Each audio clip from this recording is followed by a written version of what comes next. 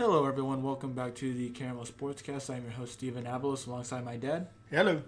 And we have been out for the past couple of weeks here. There's been some family situations going on lately. The passing of my grandpa was a couple weeks ago. Yeah. About that much time, and it's definitely been a little hard to deal with. We're still recovering. And we are dedicating this podcast to him. Yeah. So, anyways, should we just get to it? Yeah. All right. So, first off, last we left off with you guys, we were talking about the Oakland A's quite a bit and about how rough of a start they had. Yeah. But things have definitely changed course since then, like in a way that we probably couldn't even imagine. All of baseball could not imagine. Yeah. They started off 0-6 and went on a 15-2 run. Yeah, they're just completely amazing. They have one of the best records in the MLB right now. And right behind the Dodgers. Yeah, right behind the Dodgers. Also with the Giants, too, who are, they're definitely an underdog. Yeah, Giants have been definitely been the surprise team. Yeah. Because the A's were supposed to play good. Yeah. They didn't had a crappy start, but the cream rose to the top and they were winning. Whereas the Giants, they've been winning from the very start. Yeah, the Giants have been pretty consistent all year, and considering their first game too, where they had a complete choke against the Seattle Mariners, a team that has been really disappointing. A couple of them are the Atlanta Braves. They have a losing record right now, and that's a team that I always expect something good from. Just having Freddie Freeman and Acuna alone, and then you got the New York Yankees, who I believe are 9-12 right now. They're just really awful right now. This is one of the circumstances where money can't buy you wins. Yeah, definitely. And the A's are currently playing the Tampa Bay Rays right now. They won their first game, tied in their second game in the fourth inning. We're not going to, do any play-by-play, I thought that's happens. What we were going to do. Play-by-play. No play-by-play. We're not ready for that yet. Okay. Say if a run scores or something like that, maybe. That'll be it. Yeah. Even though this won't be coming out for a little bit.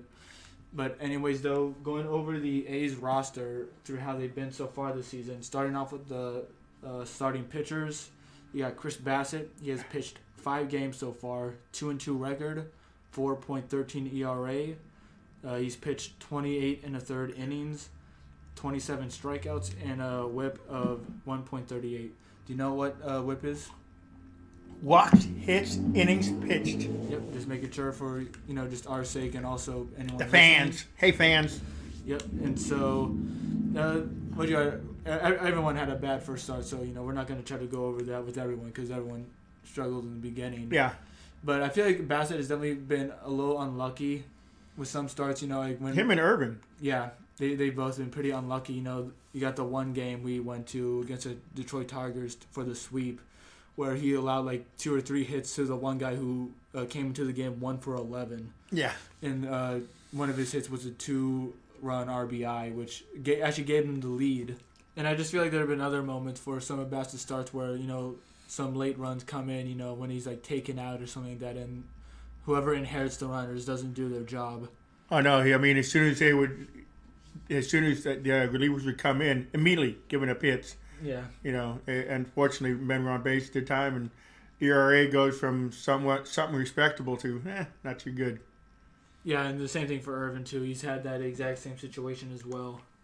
And Irving, oh geez, he pitched some really good games, but he's left with men on base, and the relievers would not do their job. So. Next up, we got Jesus Luzardo. He's also got 5 games in, 1-2 record, 5.4 ERA, 25 innings pitched, 29 strikeouts, and a 1.52 WHIP.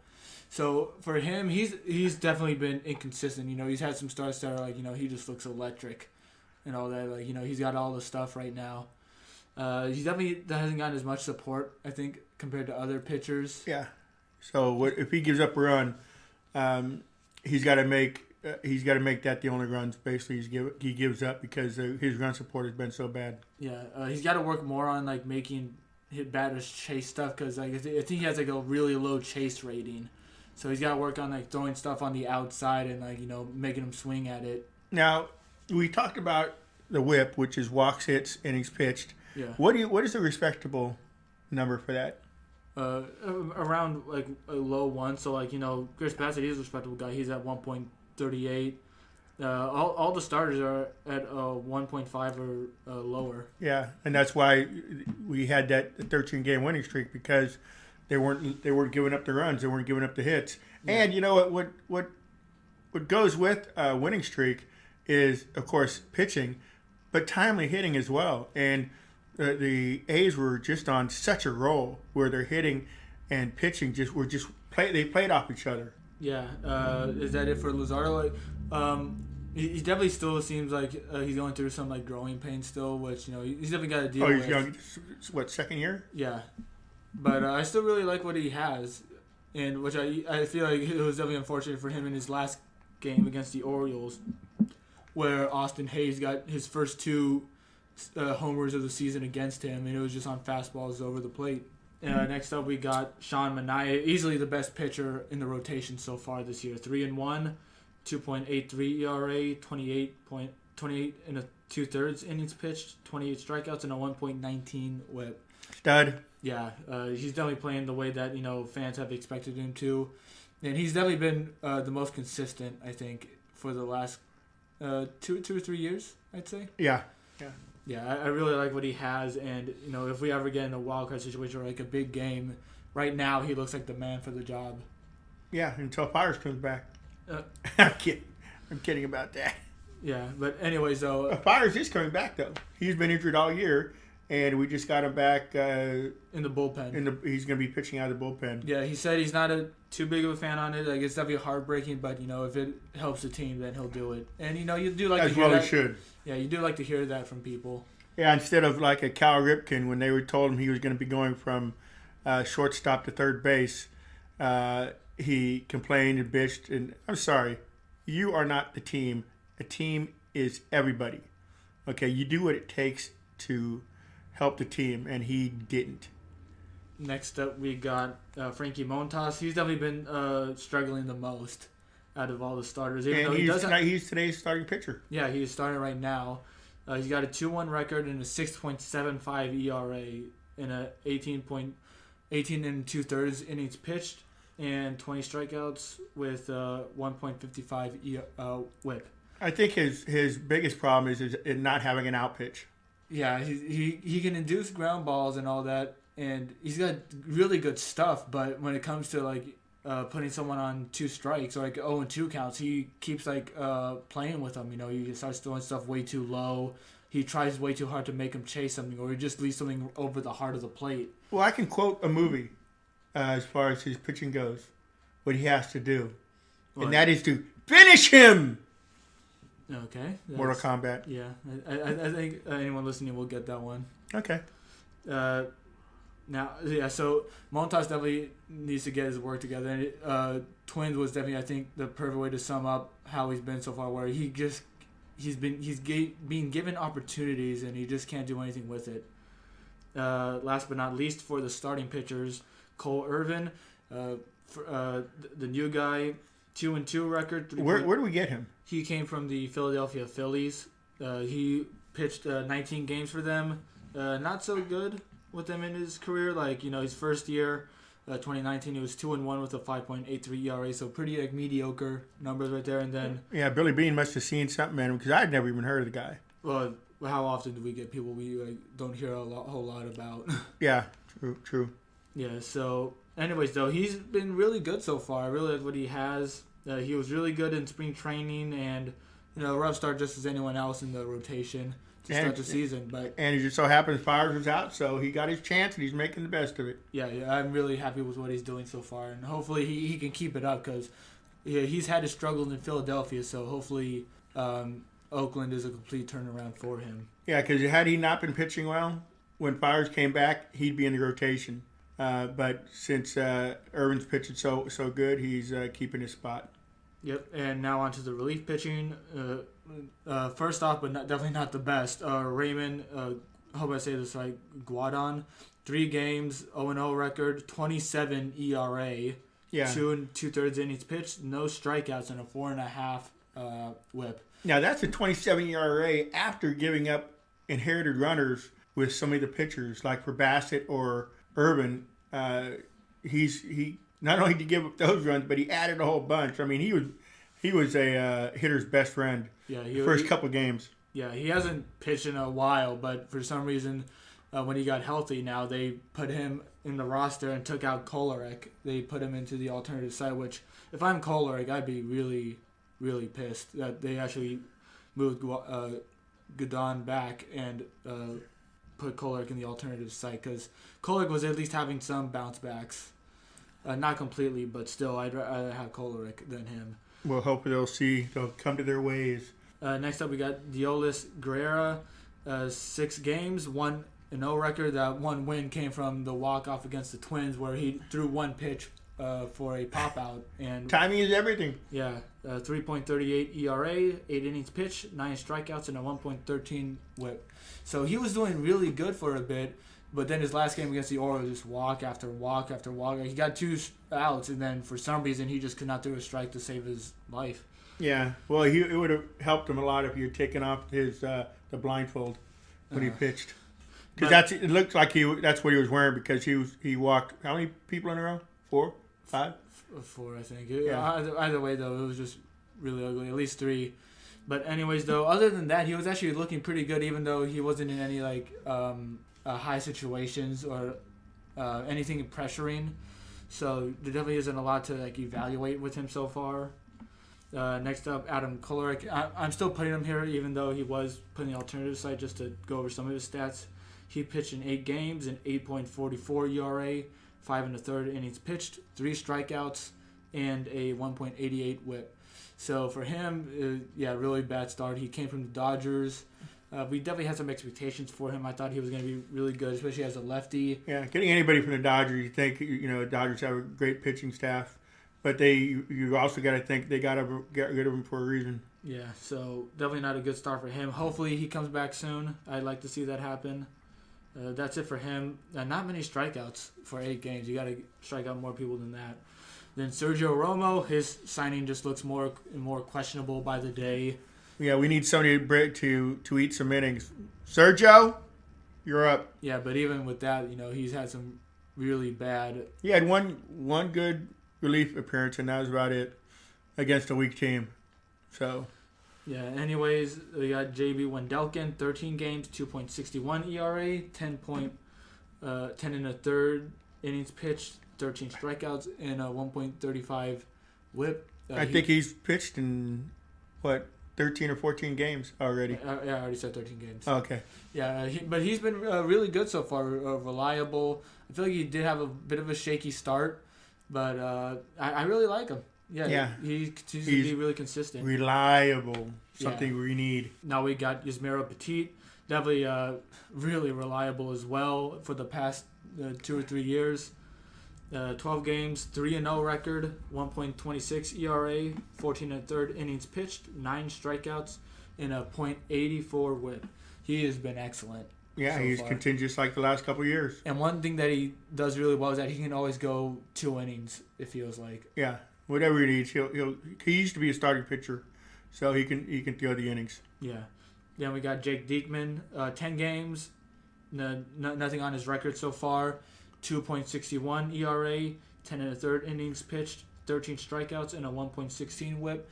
So he's definitely had a lot of trouble in some of his games, especially at the start of the season, but he just keeps finding ways to get out of it. Sometimes it's just good defense on the field, and sometimes he just is able to lock up pitchers, the batters. Yeah, and he was somebody who when we first got him, 2 years ago? Yeah. Yeah. Well, I didn't like him. He was just giving up hit after hit. Well, it wasn't really the hits; it was the walks. He also started off the batters 0-2. It seemed like a lot, and just he didn't have an out pitch. And he's somewhat reliable. He started off slow, like we had said. I think the first couple games he gave up some hits, but then again the whole pitching staff was giving up hits. We weren't hitting and we weren't pitching. So there you go, 6-game losing streak to start the season. Yeah, and last but not least for the relief pitchers, Lou Trevino, 12 games, 1-0 record, 1.29 ERA, 14 innings pitched, 16 strikeouts, and a .93 whip. Definitely has done a great job accepting the role as the closer.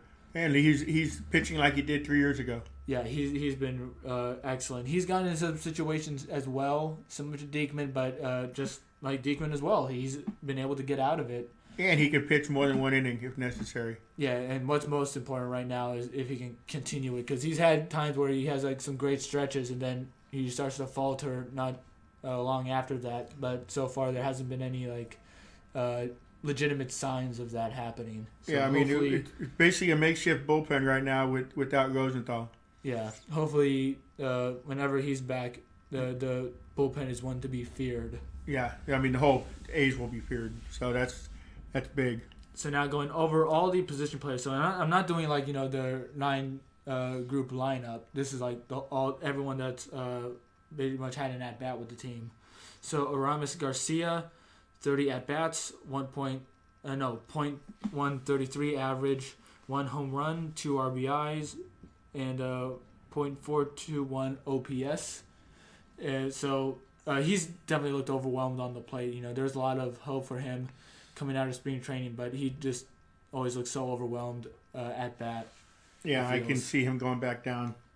Yeah, definitely for probably just another catcher. Definitely got some options there, but yeah, not too much to really be happy about besides his home run that he had, which was also gave him his 2 RBIs for the season so far. I mean, these players, man, and he's getting plenty of opportunities because Murphy, they got to give Murphy days off now and then. So, but you got to take advantage of the time you're in the game. Yeah, Sean Murphy, 50 at bats, .160 average, 2 home runs, 7 RBIs, and a .652 OPS.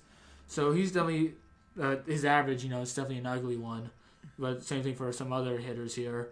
But he's got 2 home runs still. One of them was really key in winning yesterday against the Tampa Bay Rays. 2-run homer against Rich Hill. Yeah, and his other home run, too, was also very key as well against the Detroit Tigers to tie it in the 8th inning.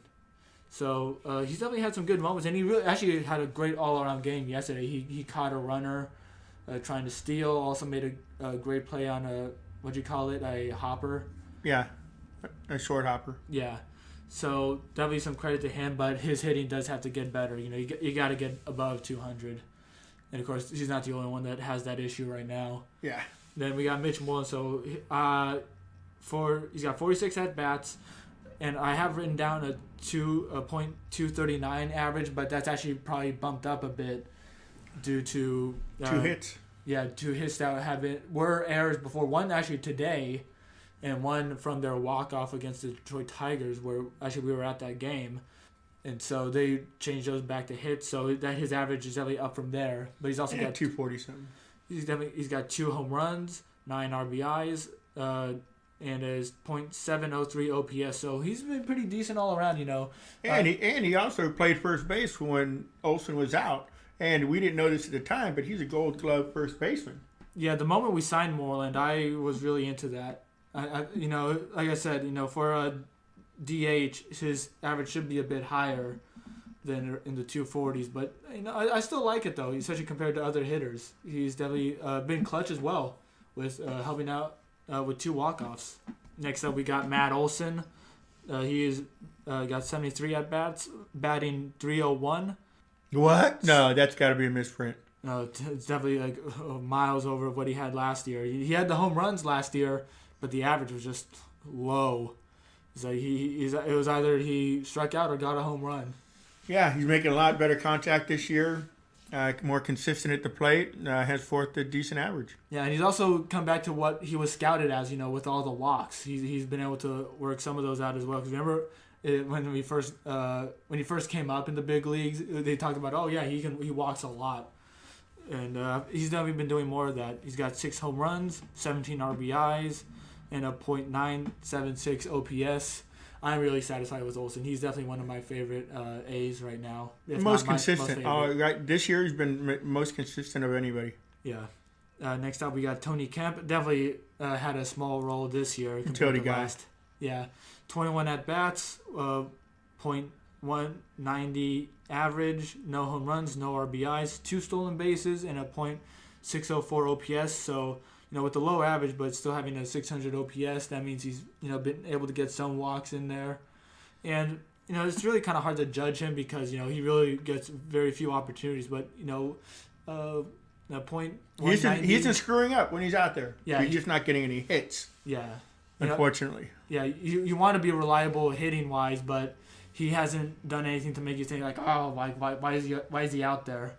And he with that, especially yesterday when he jumped over the short wall to try to make a catch. Missed it by. Now, had he been taller, he's a short guy. Yeah. He missed it by an inch. Yeah, and that could have been play of the year right there. Could have been. Next up, we got the male machine, 7 at-bats, 1.143 average, no home runs. Now he's got 1 RBI, actually. He has his first RBI of his career. It was a grand hit to tie the game, still tied right now, and .393 OPS. So overall, very few at bats to judge, but even like with last year, not too much has really been impressive with him. No. Yeah. Moving on now, we got Matt Chapman, 78 at bats, .154 average, 3 home runs, 11 RBIs, and a .618 OPS. So, besides the average, those stats don't sound too bad. 3 home runs and 11 RBIs. They don't sound bad, right? No. But the average, though, it has to be better. It is. You got to be batting well over 200, for someone of his caliber. And a lot of that has to do with his strikeouts. A lot of times he doesn't give himself a chance because he can't put the ball in play. Sometimes it feels like he has a hole in his bat, or he's just completely whiffing. He's swinging too hard. Yeah. Like overthinking. Yeah, everything we expect from him except for his hitting. Yeah.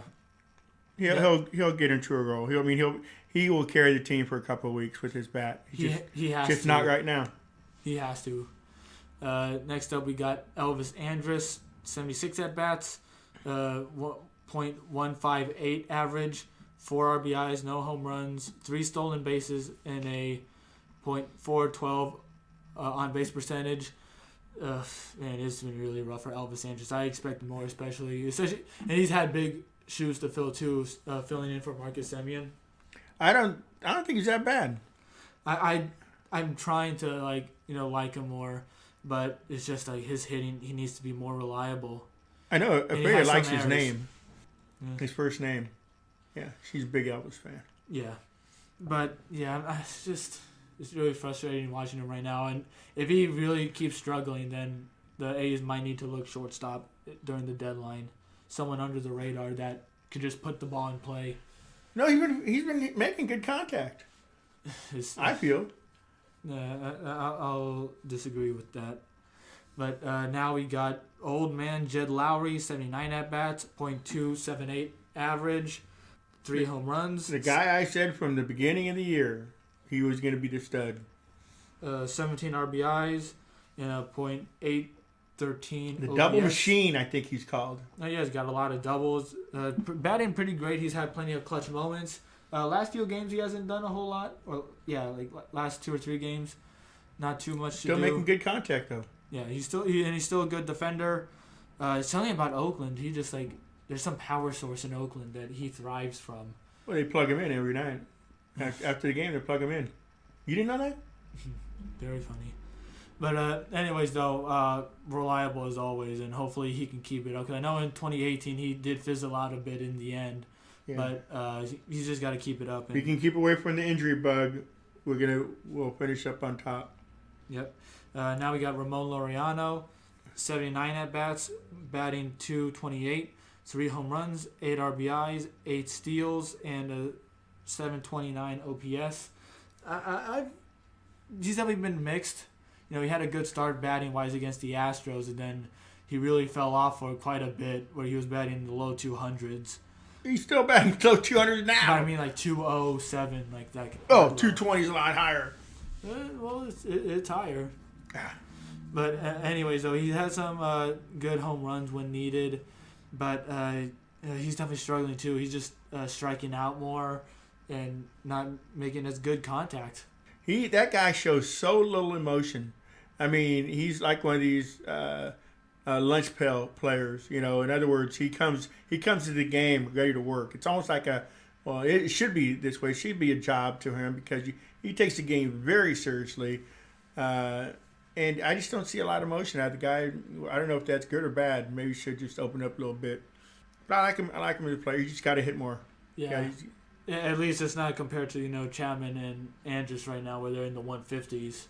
He's haven't got more than that. Next up, we got Piscotty, 50 at bats, batting .220. So he's not batting much better. He's got 2 home runs, 5 RBIs, and a stolen base, and 691 OPS. Not much, definitely. He's not playing as much as he has before with the A's. Yeah, he's just had a kid. Congratulations. Yeah, congratulations, Piscotty. But not a whole lot. He's definitely been great defensively. He had a really good catch against the Tampa Bay Rays, which possibly could have saved the game because it prevented a couple of runs with 2 outs. Yeah, in last night's game. Yeah. Yeah, so with that, he's been doing well. His offense is really good, and hopefully he's able to just do more than bat .220. He's definitely got to upgrade from there. Yeah, he's another guy. I mean, the A's have been when the A's had that. You noticed we've been talking about the averages of the players, and they were doing this all during the winning streak. So that tells you what kind of timely hitting they had because there was no one player carrying the team. It was everybody doing timely hitting. That was a very impressive 13-game win streak considering, their lack of hitting, I should say, because they still haven't had a breakout game.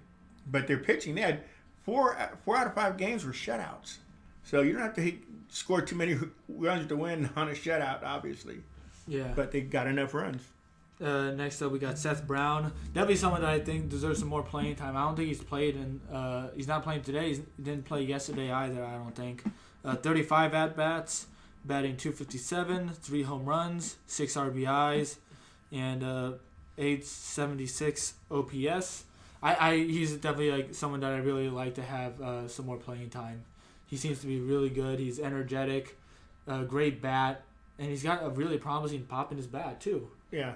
Yeah, I mean, once again, we're getting back to the winning streak. He's another one who contributed at least 2 games with clutch hits. Yeah. To get us wins. Yeah, he had really clutch home runs against the Arizona Diamondbacks, and he had a good one against the Twins as well. Yeah. Yeah, I really like him. And then last but not least, Mark Canha. He's been the leadoff man this year. New role for him. 80 at-bats, batting .250, 3 home runs, 7 RBIs, 4 stolen bases, and a 825 OPS. He's been pretty consistent all around. 250, it's not, great, but it's... He hits the shit out of the ball. Oh, yeah, he hits it really well. Just sometimes, doesn't go where you would want it to. And that's baseball. Yeah, it happens all the time. But anyways, though, just seeing how he's changed himself in the last few years, ever since he first came into the A's in 2015, he has done so much to earn the role he has now. Yeah, I can see him staying with the A's for a while. Hopefully. We wanted the same thing with other players, but we rarely ever get that. And a side note for baseball, I just saw something from Bob Nightingale.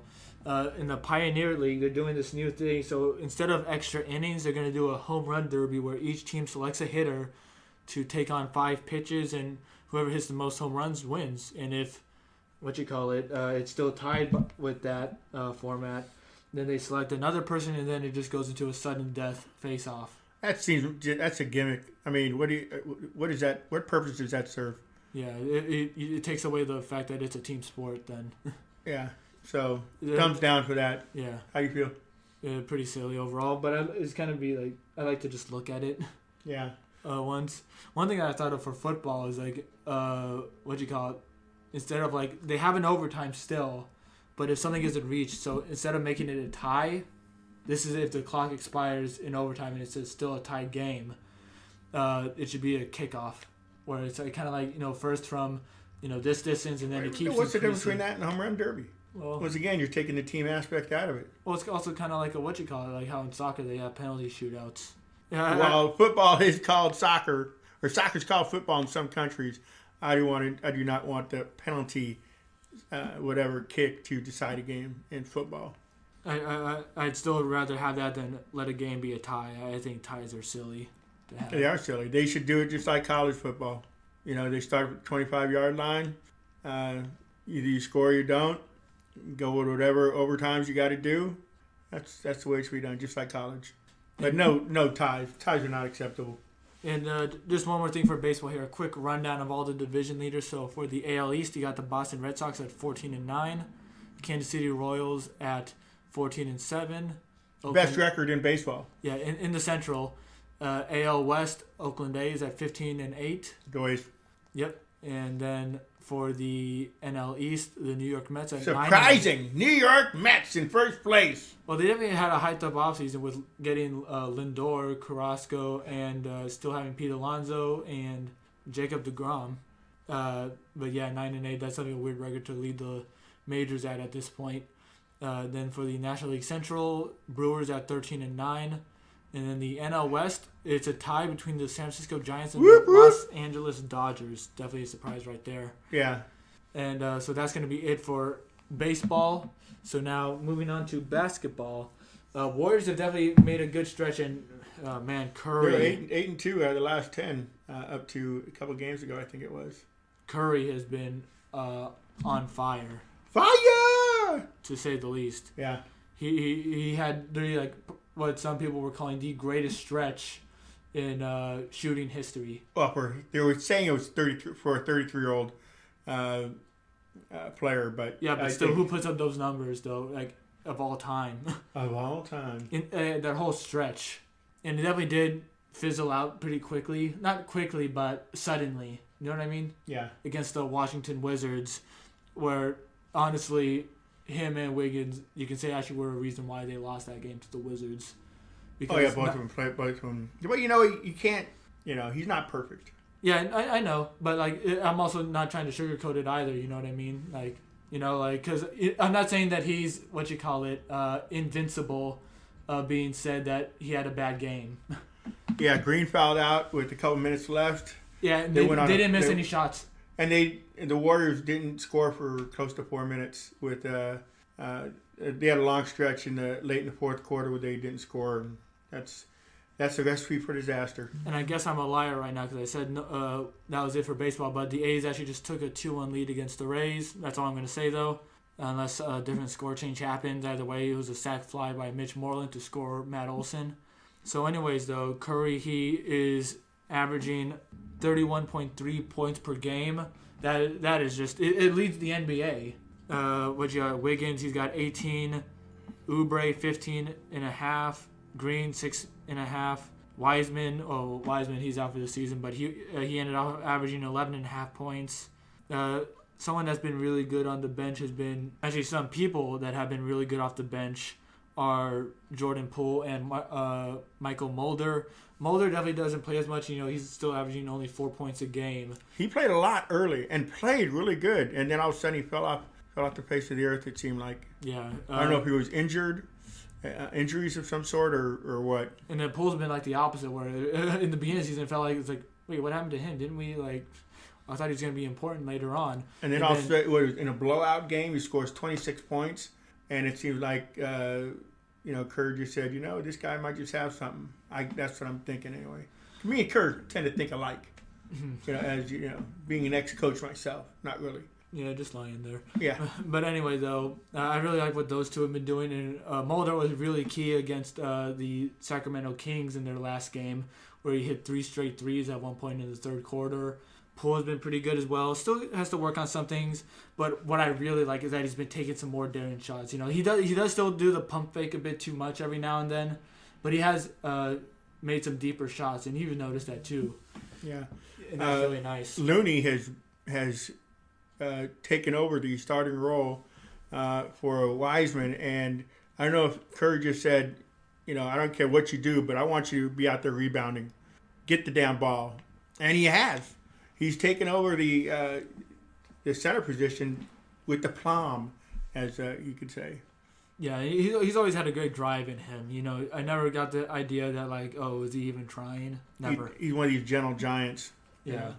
Really good. And do you think Curry has a shot at MVP this year?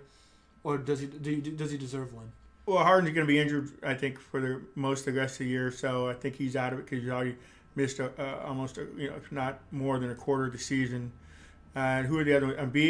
Embiid and Jokic.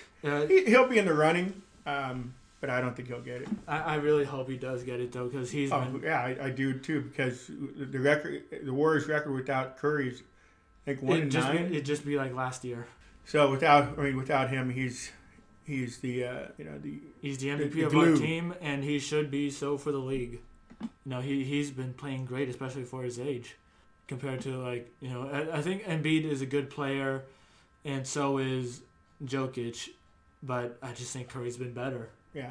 Especially considering what he has. Embiid and Jokic still have a great team all around. Although Jokic, I think this would be a good test for him because he has lost Jamal Murray for this season. Yep. Yeah, and I know Barton was someone that got hurt when they played the Warriors. Yeah. Yeah. So that's gonna be a good test for him. He got hurt like the first 5 minutes of the game. If he can keep playing well, then that'll definitely be, that'll add to his MVP stock. And I definitely think he like if it had to be Embiid or Jokic, I'd go Jokic. But anyways, though, anything else about basketball? Warriors are in the 10th seed right now, so and they're up 4 games on the Pelicans, which means they have a pretty good shot at making the play-in game. So the way that works is they have to, where it is right now, they have to beat the Spurs, and then whoever wins between the Trailblazers and the Grizzlies, they would play next to get into the playoffs. I know it's confusing, but that's just something new they're trying. I think they're going to keep it too, and it's going to have to be a clutch time for them. They got to get the job done. Yeah, both the Spurs and the Warriors are 7-3 in their last 10 games. Yeah, and I think the Warriors do play the Grizzlies one more time, so that could be something to put them ahead. That way they don't have to worry so much, because if you're 9-8, you have to win 2 in a row to get in, and if you're 7-8, you just can't lose 2 in a row. You know what I mean? Yeah. Yeah. So if they can find a way to get the 7th or 8th seed, the 6th would be even better. But I just don't see that happening. That would be really good. That would be a great way to end the season. Yeah, the Jazz are still leading the Western Conference, as well as the Brooklyn Nets. Yeah, and the Warriors still have the Jazz and Suns for one more game this season. Those once they get those games out of the way, I pretty much think it's gonna be smooth sailing, because they still got a game against the Rockets, and they also still got the Thunder for 2 games, I believe, back to back. And they're awful right now. Oh yeah, well I saw when they played them earlier in the year. I did not know one Thunder player. Yeah, I said that. I think I recognized the mascot. I'm making that up. Yeah, but anything else for basketball? Yeah, that's pretty much it for me. So now moving on to football. So I did another article for the Raider Ramble. It is about 3 Oregon prospects that they should consider in the draft. And I first went with Javon Holland. And I didn't go with Penei Sewell. I hope I said that right. He's an offensive tackle, which would be a great fit for the Raiders, because they did gut their offensive line a bit.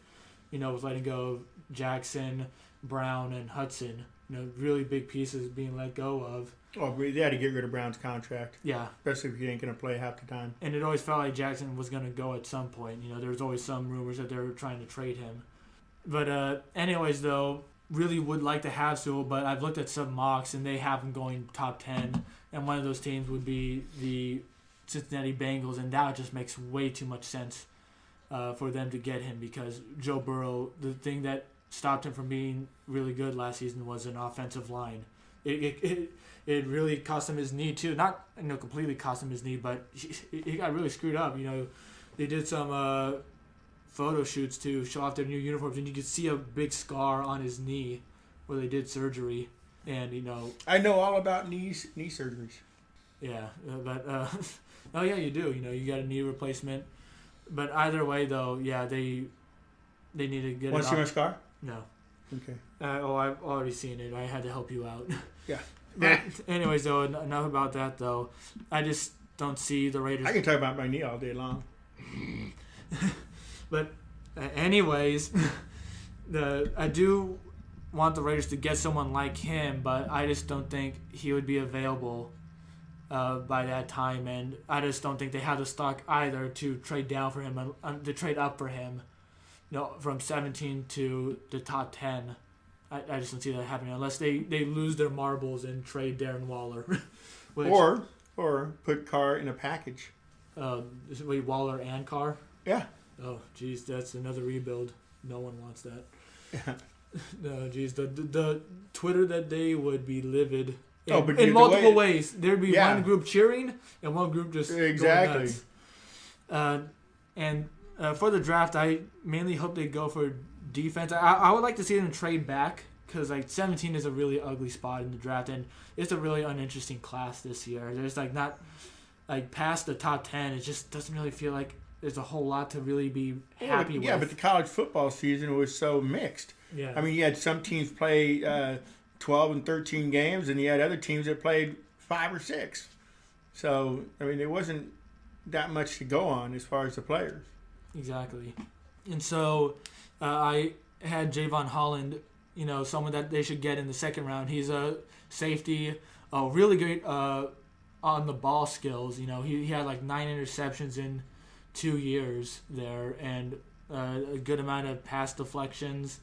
Then for the third and then on to the later rounds, I had Lenore and Graham, who are all also Oregon players, because that's what the article was about. They're cornerbacks, and they both they had an insane number of interceptions and pass deflections. Like I was really astonished to see some of the numbers they had. Like they had to be a really good duo in their time there.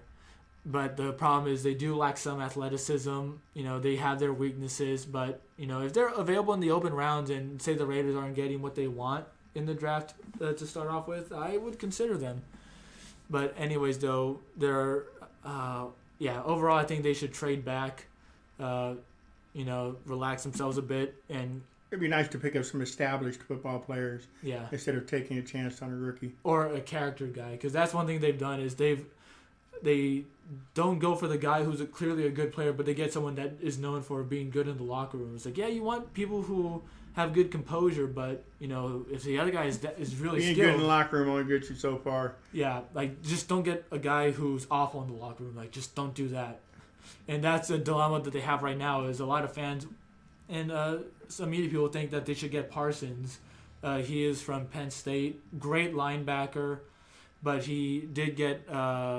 They found out that he was involved in a lot of hazing rituals in Penn State, or like he would talk to teammates and say like, "Oh yeah, this is a prison" and all that, and like he harassed a lot of his teammates, and so but he's known for having a lot of skill, but because of the hazing, that will bring his stock down in the draft. So what do you think? If he's available at 17, would you get him? Take the best talent, and he'll grow up. Believe me, he'll grow up quickly. Okay. I just never really feel too good about that in those situations. But the locker room presence is overrated. If you don't produce, then what good are you in the locker room to begin with? Yeah. But anyways, though, that's pretty much how I feel about the draft. It's still in a couple days. Next episode we'll probably just be reacting to how it went. Yeah, we can talk right after the do a podcast Thursday maybe. Yeah, we'll see. We'll see. Hopefully so. Anyways, though, anything else we want to talk about with sports? No, I'm good. Yeah, it's really nice working again, and especially with, not only with this but also with the ramble as well. Really fun. Still doing a lot with school. It's definitely hitting the home stretch right now. Only like a few more weeks to go. And then some summer classes still. Are you gonna be able to pass with the D grade? No, I'm doing good in school. You're doing good. But anyways, though, we would still like to end this off, saying that this is dedicated to my grandpa, Fidel Sines. Yeah, rest in peace. Rest in peace.